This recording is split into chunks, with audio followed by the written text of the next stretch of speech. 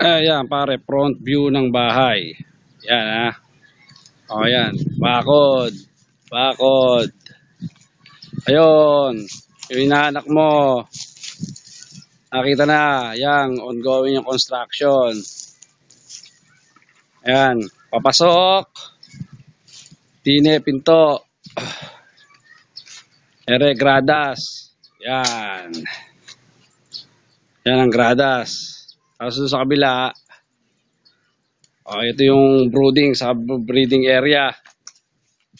Yan, dire-diretso. Wala pang sawali yung gilid. Yung construction, yan. Ito yung room, saka yung banyo. Yan, sa area na yan, dyan ilalagay yung kusina. Ito, yung area na yan, kusina. Ayan, yung gradas mo ulit, yan. Yan, ganyan kalaki. Kaya lang, wala pang ganong sawali. Tapos, yan, paikot yan. Yun. Hanggang dun, sa dulo. Yun.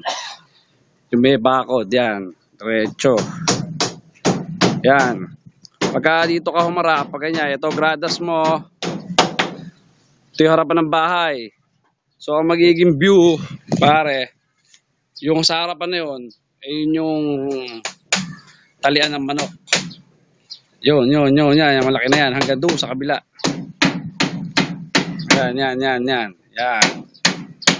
May hangganan yan. Ayan yung may grass. Yan.